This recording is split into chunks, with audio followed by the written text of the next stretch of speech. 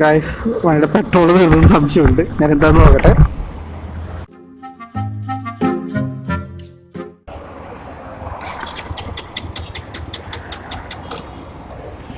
അടിപൊളി.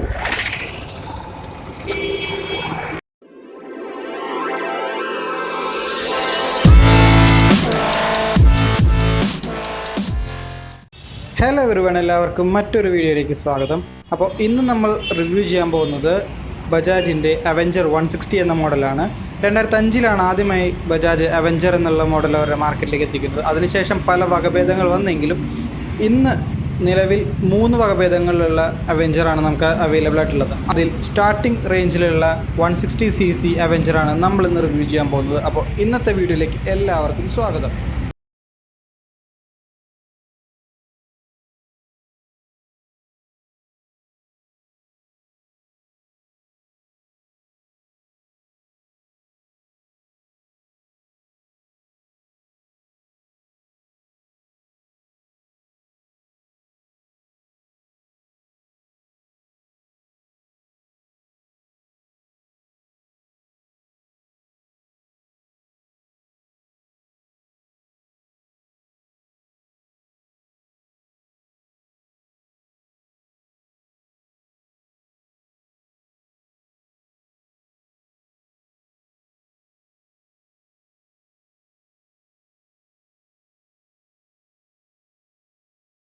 ചെയ്യാമോ?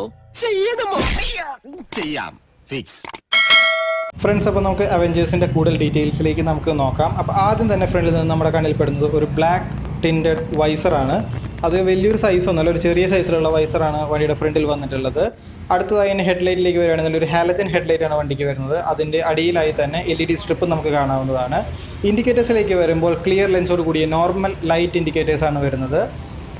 അതിനോടനുബന്ധിച്ച് വരുന്ന ഫോർക്ക് നമുക്ക് നോക്കാം. ഫോർക്കാണെങ്കിൽ 130 mm ട്രാവൽ വരുന്ന ഒരു ടെലിസ്കോപ്പിക് സസ്പെൻഷനാണ് വണ്ടിയുടെ ഫ്രണ്ടിൽ കൊടുത്തിട്ടുള്ളത്. അതിലൊരു റബ്ബർ ബീഡിങ് നമുക്ക് കാണാവുന്നതാണ്. അടുത്ത ഡിസ്കിലേക്ക് വരികയാണെന്നുണ്ടെങ്കിൽ 230 mm ഡിസ്ക് സൈസ് വരുന്ന ട്വിൻ പിസ്റ്റൺ കാലിപ്പേഴ്സ് വരുന്ന ABS കണക്ട് ചെയ്തിട്ടുള്ള ഒരു ഡിസ്ക്കാണ് വണ്ടിയുടെ ഫ്രണ്ടിൽ വന്നിട്ടുള്ളത്. അലോയ് വീലിലാണ് വണ്ടി വരുന്നത്. അതേപോലെ ടയർ സൈസിനെ കുറിച്ച് നോക്കുകയാണെന്നുണ്ടെങ്കിൽ 90/70/17 ഫ്രണ്ടിലത്തെ ടയറിൻ്റെ സൈസ്. MRF ടയറാണ് കമ്പനി പ്രൊവൈഡ് ചെയ്യുന്നത്. ഇതിനെല്ലാത്തിനൊപ്പം തന്നെ നല്ല ഭംഗിയിൽ നല്ല വൃത്തിയിൽ തന്നെ ഒരു ഉരുണ്ട ഷേപ്പിൽ നമുക്ക് മഡ് ഗാർഡും കാണാവുന്നതാണ്. അതിന് അത്യാവശ്യം നല്ല നീട്ടം തന്നെ കൊടുത്തിട്ടുണ്ട്. അത് മൺസൂൺ സീസണുകളിലെല്ലാം ചെളി തെറിക്കുന്നതിന് ഒരു പരിധി വരെ തടയുമെന്ന് നമുക്ക് വിശ്വസിക്കാം. അടുത്തത് നമുക്കിനി വണ്ടിയുടെ സൈഡിലേക്ക് നോക്കാം. അപ്പോൾ ആദ്യം തന്നെ നമ്മുടെ സൈഡ് വശത്ത് കാണുന്നത് ക്രാഷ് ഗാർഡാണ്. അതിന് നടുവിലായി തന്നെ നമുക്ക് ഹോൺ പ്ലേസ് ചെയ്തിരിക്കുന്നത് കാണാം. നെക്സ്റ്റ് നമുക്കിനി എൻജിൻ സ്പെസിഫിക്കേഷനെ കുറിച്ച് നോക്കാം. അവെഞ്ചർ 160 കൊടുത്തിരിക്കുന്നത് ഒരു 160cc സിംഗിൾ സിലിണ്ടർ എഞ്ചിനാണ്. 14.8 bhp 8500 RPM-ലും 13.5 Nm 7000 RPM-ലാണ് വണ്ടിയുടെ പവർ വരുന്നത്. കാർബറേറ്റർ ഫ്യൂൽ സിസ്റ്റത്തോടു കൂടി വരുന്ന വണ്ടി എയർ കൂൾഡ് കൂളിംഗ് സിസ്റ്റമാണ് വരുന്നത്. 5 സ്പീഡ് ഗിയർ ബോക്സും വണ്ടിക്ക് കമ്പനി പ്രൊവൈഡ് ചെയ്തിട്ടുണ്ട്. വളരെ മികച്ച രീതിയിൽ നിർമ്മിച്ചിട്ടുള്ള ഫുഡ് പെഗുകൾ നമുക്ക് കാണാവുന്നതാണ്. അതേപോലെ ബ്രേക്ക് ലിവർ ആയിക്കോട്ടെ, കാര്യങ്ങളെല്ലാം നല്ല ക്വാളിറ്റിയിലാണ് നിർമ്മിച്ചിട്ടുള്ളത്. ഫ്രണ്ടിലേക്ക് കുറച്ച് നീട്ടമുള്ള ടൈപ്പ് ഫുഡ് പെഗാണ് അവെഞ്ചറിന് വരുന്നത്. അടുത്തതായി മറ്റു വണ്ടികളിൽ നിന്ന് വ്യത്യസ്തമായി കീ സെറ്റ് വണ്ടിക്ക് വരുന്നത് ടാങ്കിനടിയിലായിട്ടാണ്. അടുത്തത് നമുക്കിനി സീറ്റിലേക്ക് നോക്കാം. ഒരു സിംഗിൾ സീറ്റാണ് വണ്ടിക്ക് വന്നിട്ടുള്ളത്. അതിൽ ചെറിയൊരു ടെക്സ്ചർ കൊടുത്തിട്ടുണ്ട്. 725 mm ആണ് സീറ്റ് ഹൈറ്റ് വരുന്നത്. അതുകൊണ്ട് തന്നെ ഹൈറ്റ് കുറഞ്ഞവർക്കും വലിയ ബുദ്ധിമുട്ടൊന്നും ഉണ്ടാവില്ല വണ്ടി ഓടിക്കാനായിട്ട്. ഗ്രാബ് റെയിൽ നോക്കുകയാണെന്നുണ്ടെങ്കിൽ ഫുള്ളി പ്ലാസ്റ്റിക് മെയ്ഡ് ആയിട്ടുള്ളൊരു ഗ്രാബ് റെയിലാണ്. അത്യാവശ്യം നല്ല ക്വാളിറ്റിയിൽ സൈസിലാണ് ഗ്രാബ് റെയിൽ വന്നിട്ടുള്ളത്. വണ്ടിയുടെ ബാക്ക് സസ്പെൻഷനിലേക്ക് വരികയാണെന്നുണ്ടെങ്കിൽ നോർമൽ ഷോക്ക് അബ്സോർബേഴ്സാണ് വണ്ടിക്ക് കൊടുത്തിട്ടുള്ളത്. മറ്റു വണ്ടികളെ പോലെ ഗ്യാസ് സാധ്യതയൊന്നുമല്ല. അടുത്തായി എക്സോസ്റ്റിൻ്റെ ഭാഗം നോക്കുകയാണെന്നുണ്ടെങ്കിൽ ഒരു നീട്ടം കൂടിയ സിംഗിൾ പോർട്ട് എക്സോസ്റ്റാണ് വരുന്നത്. അതിന് കുറച്ച് ഭംഗി കൂട്ടാൻ വേണ്ടി സിൽവർ ടച്ചുകളും കാര്യങ്ങളും കൊടുത്തിട്ടുണ്ട്. കൂടാണ്ട് മറ്റ് വണ്ടികളിലേക്കാളും വ്യത്യസ്തമായി എക്സോസ്റ്റിന് മുകളിലാണ് പില്യൻ്റെ ഫുഡ് റെസ്റ്റ് വരുന്നത് എങ്കിലും പില്യണും റൈഡിങ് കംഫർട്ട് കൂട്ടാൻ വേണ്ടിയിട്ട് ഫുഡ് റെസ്റ്റിന് ഒരു എക്സ്റ്റൻഡർ കൂടെ കമ്പനി പ്രൊവൈഡ് ചെയ്യുന്നുണ്ട്. അടുത്തതായി വണ്ടിയുടെ റിയർ ടയർ നോക്കുകയാണെന്നുണ്ടെങ്കിൽ അലോയ് വീലിൽ MRF-ൻ്റെ 130/90/15 സൈസിലുള്ള ടയറാണ് കമ്പനി പ്രൊവൈഡ് ചെയ്തിട്ടുള്ളത്. ബ്രേക്കിങ്ങിനെ കുറിച്ച് നോക്കുകയാണെന്നുണ്ടെങ്കിൽ ബാക്കിൽ ഡ്രം ബ്രേക്കാണ് വരുന്നത്. 130 mm ഡ്രം ബ്രേക്കാണ് കമ്പനി വണ്ടിക്ക് കൊടുത്തിട്ടുള്ളത്. അടുത്തതായി ടെയിൽ ലൈറ്റിലേക്ക് വരികയാണെന്നുണ്ടെങ്കിൽ normal bulb setup tail light തന്നെയാണ് കമ്പനി വണ്ടിക്ക് കൊടുത്തിട്ടുള്ളത്. കൂടാണ്ട് ഇൻഡിക്കേറ്റേഴ്സ് കാണാം. അതിന് തൊട്ട് താഴെയായിട്ട് റിഫ്ലക്ടറും നമ്പർ പ്ലേറ്റ് ഹോൾഡറും നമുക്ക് കാണാവുന്നതാണ്. ഇനി നമുക്ക് വണ്ടിയുടെ ഇടതുവശത്തേക്ക് വരികയാണെന്നുണ്ടെങ്കിൽ സാരി ഗാർഡ് കാണാം, പക്ഷേ ലേഡീസ് ഫുഡ് റെസ്റ്റ് കൊടുത്തിട്ടില്ല. അതേപോലെ 160 സ്ട്രീറ്റ് എന്നുള്ള സ്റ്റിക്കർ നമുക്ക് കാണാവുന്നതാണ്. അടുത്തതായി നമ്മൾ ഗിയർ ലിവറിൻ്റെ ഭാഗത്തേക്ക് വരികയാണെന്നുണ്ടെങ്കിൽ ഒരു അപ്പ് ചെയ്യാനും ഡൗൺ ചെയ്യാനും സെപ്പറേറ്റ് ലിവറുകൾ വരുന്ന ടൈപ്പ് ഒരു ഗിയർ ലിവറാണ് വണ്ടിക്ക് വരുന്നത്. കൂടാണ്ട് ഒരു ക്രോം ഫിനിഷോട് കൂടിയ സൈഡ് സ്റ്റാൻഡും സെൻറ്റർ സ്റ്റാൻഡും നമുക്ക് കാണാവുന്നതാണ്.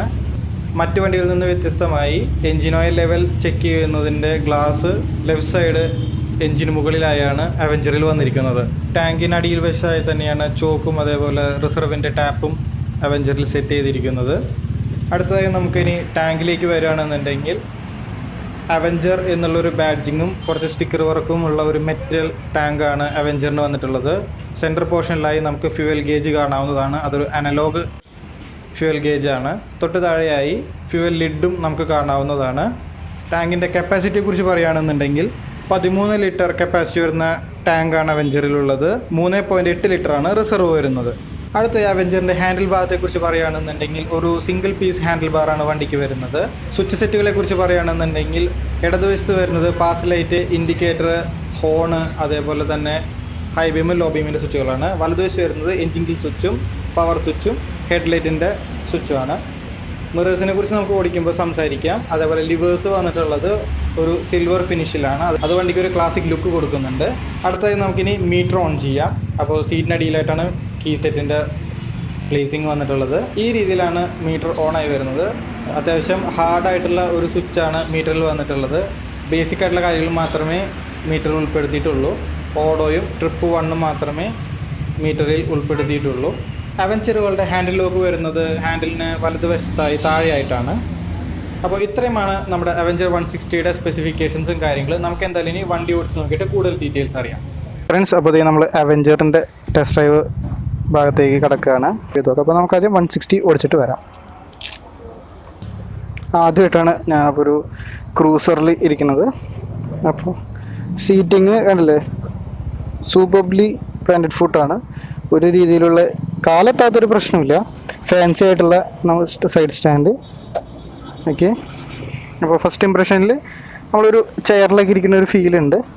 ഇതിൻ്റെ കീ വരുന്നത് ഈ വശത്താണ്, നമ്മളിരിക്കുന്നത് തൊട്ടടുത്താണ്. അത് ഒരു രീതി പറഞ്ഞു കഴിഞ്ഞാൽ ഇത്തിരി ഡിസ്കംഫർട്ടാണ്. കാരണം സാധാരണ ഇവിടെ തിരിക്കുന്നതിന് പകരം നമ്മൾ ഇവിടെയാണ്. അപ്പോൾ ഇത് ഓൺ ചെയ്തു, മീറ്റർ ഓണായി. ഇവിടെ വരുന്നത് ഫ്യൂവലാണ്. മീറ്റർ സ്പെസിഫിക്കേഷൻ നമ്മൾ പറഞ്ഞായിരുന്നു. പിന്നെ സ്വിച്ച് ഹോൾഡ് ഒന്നും എനിക്ക് അത്ര അങ്ങോട്ട് ഇഷ്ടമായില്ല. കാരണം എന്ന് വെച്ച് കഴിഞ്ഞാൽ ഒരു ലോക്കൽ സെറ്റപ്പ് പോലെ ശരിക്കും തോന്നുന്നുണ്ട്. അപ്പോൾ എൻജിൻ സ്വിച്ച് ഓൺ, ക്ലച്ച് പിടിച്ചു, ഓണായി. സിംഗിൾ ടാപ്പ് ഓണല്ല, വണ്ടി ഒരു 2 സെക്കൻഡ് ഒരു മടുപ്പ് കാണിക്കുന്നുണ്ട് വണ്ടി ഓണാവാനായിട്ട്. കാലൊക്കെ ശരിക്കും കണ്ടില്ലേ, എനിക്ക് ഭയങ്കര ഒരു ഫണ്ണി ടൈപ്പാണ് ഫീൽ ചെയ്യുന്നത്. കാരണം ഇത്രയും നമ്മുടെ തോടെ ഇത്രയും പൊക്കത്തിലേക്ക് നമുക്ക് എത്തുന്നുണ്ട്. ടാങ്കിന് മുകളിലേക്ക് തന്നെ നിൽക്കുന്നുണ്ട്. അപ്പോൾ നമുക്ക് എന്തായാലും ഓടിച്ചിട്ട് വരാം. ഓക്കെ, ശരിക്കും ഒരു കണ്ടെയ്നർ തിരിക്കുന്ന ഒരു ഫീലാണ് എനിക്ക്.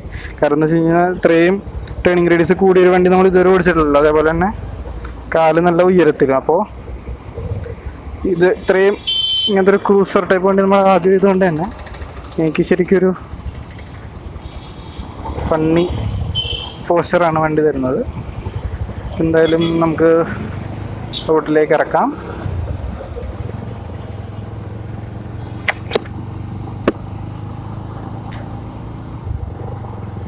അത് നമുക്കതൊന്ന് ക്രൂസ് ചെയ്ത് തുടങ്ങാം. കാരണം ശരിക്കും ഇതൊരു ടൂറിങ് അല്ലെങ്കിൽ ക്രൂസിങ് ബൈക്ക് ആയതുകൊണ്ട് തന്നെ നമുക്കൊരു നോർമൽ സ്പീഡിൽ ആദ്യം അതിൻ്റെ പെർഫോമൻസ് എങ്ങനെയിട്ട് നോക്കാം. അതുപോലെ ടേണിങ് റേഡിയസ് നോക്കാം. ഇതിപ്പോൾ മെയിൻ റോഡിലേക്ക് എടുക്കുകയാണ്.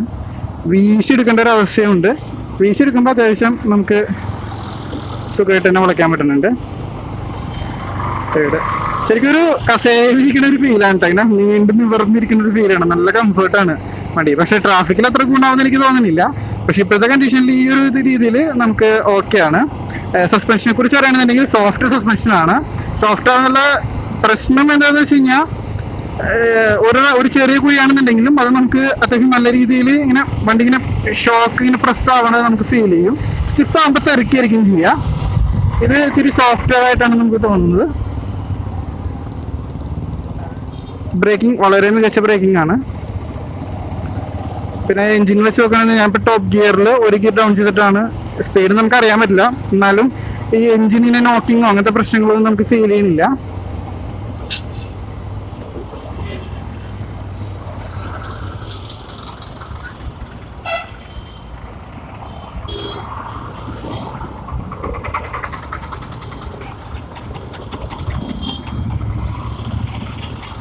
ഗൈസ്, വണ്ടിയുടെ പെട്രോൾ തീർന്നെന്ന് സംശയമുണ്ട്. ഞാൻ എന്താന്ന് നോക്കട്ടെ.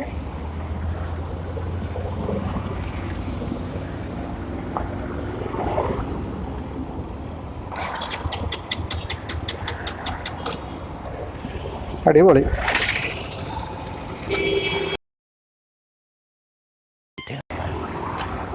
ഫ്രണ്ട്സ്, അപ്പോൾ ഇപ്പം എന്താ ഇവിടെ നടന്നതെന്ന് വെച്ച് കഴിഞ്ഞാൽ വണ്ടിയുടെ പെട്രോള് തീർന്നു പോയി. എനിക്ക് ഉണ്ടായില്ല കേട്ടോ, ഷോറൂമിൻ്റെ അടുത്ത് തന്നെ ആയിരുന്നു. അപ്പം തന്നെ അവർ വന്ന് ഒഴിച്ചു തന്നു പെട്രോള്. അപ്പോൾ നമുക്ക് എന്തായാലും നമ്മുടെ റിവ്യൂ കണ്ടിന്യൂ ചെയ്യാം. ഓക്കേ, അപ്പോൾ അവൾ പറഞ്ഞെടുത്തത് സീറ്റിംഗ് പോസ്ചറിനെ കുറിച്ച് ഇപ്പോൾ ഞാൻ പറയാം. വണ്ടി ശരിക്കും ഒരു ക്രൂസർ എന്നുള്ള കാറ്റഗറി ആയതുകൊണ്ട് തന്നെ നല്ലൊരു കസേരയിൽ ഇരിക്കുന്ന ഒരു ഫീലാണ് വണ്ടി തരുന്നത്. ഇതൊരു 160 ആയതുകൊണ്ട് തന്നെ പെർഫോമൻസ് എന്ന് പറഞ്ഞു കഴിഞ്ഞാൽ ഇങ്ങനെ വലിച്ചുകൊണ്ടാണ് പെർഫോമൻസ് ഒന്നും വണ്ടി തന്നില്ല. നോർമൽ ഒരു പെർഫോമൻസ് തന്നെയാണ് തരുന്നത്.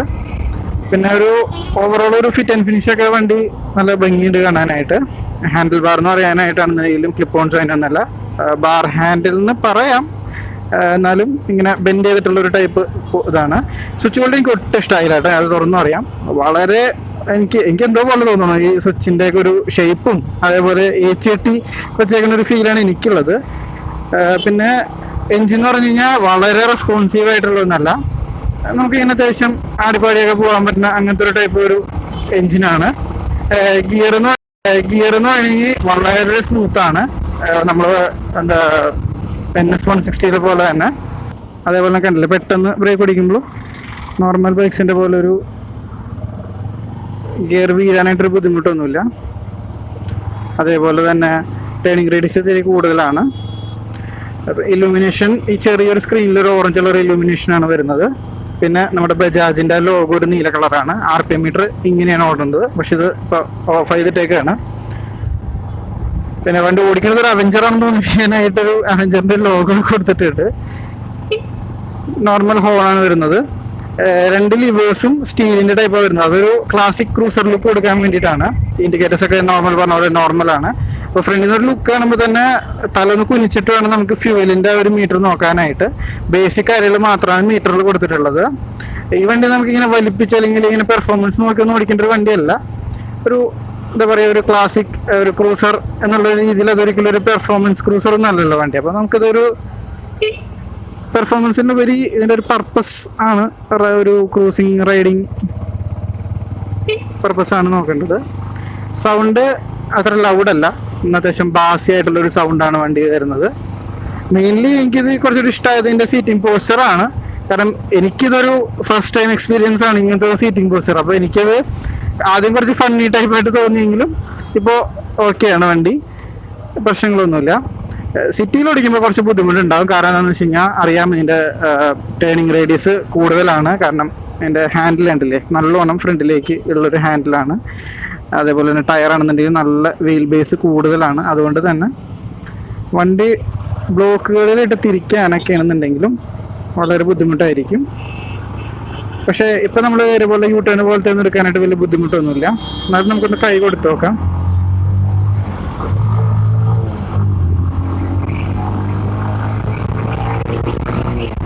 സീറ്റിലും കാലിനും മിററിലും നല്ല രീതിയിൽ വൈബ്രേഷൻ വരുന്നുണ്ട് നമ്മൾ വലിപ്പിച്ച് കഴിയുമ്പോൾ.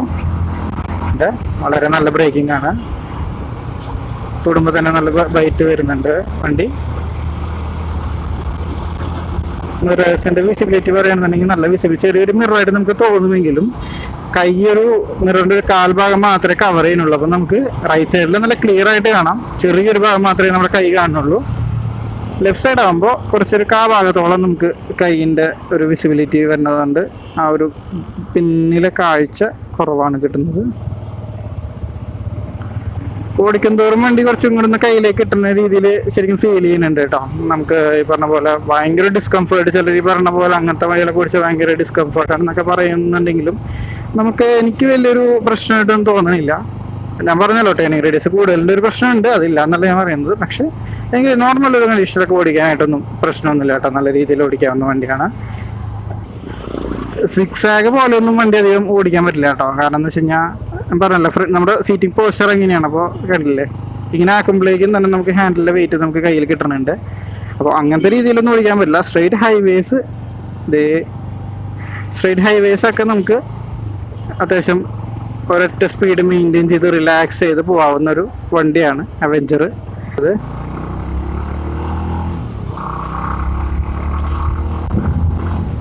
അത്യാവശ്യം ക്വിക്കായിട്ട് തന്നെ ഗിയറൊക്കെ ചേഞ്ച് ചെയ്ത് അത്യാവശ്യം ഫാസ്റ്റായിട്ട് ഇങ്ങനെ പോകാൻ പറ്റുന്നൊരു 60-70 അത്യാവശ്യം നല്ല സുഖമായിട്ട് തന്നെ ക്രൂസ് ചെയ്ത് പോകാം. നല്ല സോഫ്റ്റ് സസ്പെൻഷൻ ആയതുകൊണ്ട് പമ്പുകളൊക്കെ അത്യാവശ്യം അറിയുന്നുണ്ട്. സ്റ്റിഫായിരുന്നെങ്കിൽ കുറച്ചും കൂടെ അതിനെ അത്ര നമുക്ക് തെറിക്കുന്ന ഒരു ഫീൽ ഉണ്ടാവില്ല. ഇത് അങ്ങനത്തെ ഒരു ചെറിയൊരു ഫീൽ ഉണ്ട്. പിന്നെ മാച്ച് ചെയ്യുമ്പോഴൊക്കെ ആണെന്നുണ്ടെങ്കിൽ കണ്ട അത്യാവശ്യം കുഴപ്പമില്ല, ലീനിയർ ആയിട്ടുള്ള ഓർഡറുകളൊക്കെ തന്നും കൊണ്ടുപോകുന്നുണ്ട്. ഓവറോൾ എന്നെ വെച്ച് നോക്കുമ്പോൾ എനിക്കിത് ഫസ്റ്റ് എക്സ്പീരിയൻസ് ആയതുകൊണ്ട് തന്നെ എനിക്ക് സീറ്റിംഗ് പൊസിഷൻ ഒരു വെറൈറ്റി ആയിട്ട് എനിക്ക് തോന്നി. പിന്നെ ഇത് ഓടിച്ചത്ര ശീലമില്ലാത്തത് കൊണ്ട് ആദ്യം കുറച്ച് ബുദ്ധിമുട്ടായിരുന്നെങ്കിൽ ഇപ്പോൾ കുഴപ്പമില്ല. ടേണിംഗ് റേഡിയസ് ഇത്തിരി കൂടുതലാണ്, വേറെ കുഴപ്പമൊന്നുമില്ല. അപ്പോൾ ഒരു ക്രൂസർ ഒക്കെ ബൈക്കുകൾ നോക്കണ ഒരാൾക്ക് നോക്കാവുന്നതാണ്. ഇനി നമുക്ക് വണ്ടി ഒന്ന് ബാക്കിലേക്ക് എടുത്ത് നോക്കാം ഇതെങ്ങനെയുണ്ട് ഇതിൻ്റെ വളയിരുന്ന്. ശരിക്കും ഞാൻ നേരത്തെ പറഞ്ഞൊരു കണ്ടെയ്നർ വളച്ചുകൊണ്ട് പോകണം, അത് എഫേർട്ട് തന്നെ ഈ വണ്ടിക്കുണ്ട്. ഫ്രണ്ടിലേക്കും ബാക്കിലേക്കും മാറി എടുത്താലാണ് വണ്ടി ഒന്ന് വളഞ്ഞ് കയറി കിട്ടണത്. അപ്പോൾ നമ്മൾ എന്തായാലും ഷോറൂമിലെത്തി ബാക്കി ഡീറ്റെയിൽസ് എന്തായാലും ഞാൻ നിങ്ങളിലേക്ക് പറഞ്ഞുതരാം. ഫ്രണ്ട്സ്, അപ്പോൾ ഇത്രയുമാണ് ബജാജ് അവെഞ്ചർ 160 ഓടിച്ച എൻ്റെ എക്സ്പീരിയൻസ്. നമ്മളിത് ടെസ്റ്റ് ഡ്രൈവ് ചെയ്തത് പോപ്പുലർ ബജാജ് പാലാരിവട്ടത്തുള്ള ഷോറൂമിൽ നിന്നാണ്. അപ്പോൾ അവർക്ക് ആദ്യം തന്നെ വളരെ ഒരു നന്ദി അറിയിക്കുകയാണ്, കാരണം വണ്ടി നമുക്ക് തന്നതിന്. അവെഞ്ചർ 160 ഓൺ റോഡ് കൊച്ചിയിലെ വില വരുന്നത് 1,80,70 രൂപയാണ്. ഇനി അതിൻ്റെ EMI കുറിച്ച് പറയുകയാണെന്നുണ്ടെങ്കിൽ ഡൗൺ പേയ്മെൻറ്റ് വരുന്നത് 26,099 രൂപയും EMI വരുന്നത് 3,482 രൂപ 3 കൊല്ലത്തേക്കായിരിക്കും വരുന്നത്. അപ്പോൾ വീഡിയോ കണ്ട എല്ലാവർക്കും ഞാൻ ഒരിക്കൽ കൂടെ നന്ദി അറിയിക്കുന്നു. സബ്സ്ക്രൈബ് ചെയ്യാത്തവർ മറക്കാണ്ട് തന്നെ ചാനൽ സബ്സ്ക്രൈബ് ചെയ്യുക, ആ ബെല്ലൈക്കൺ കൂടെ എനേബിൾ ചെയ്തിടുക. അപ്പോൾ അടുത്ത വീഡിയോയിൽ കാണുമ്പോഴേക്കും this is Rahul ji signing of.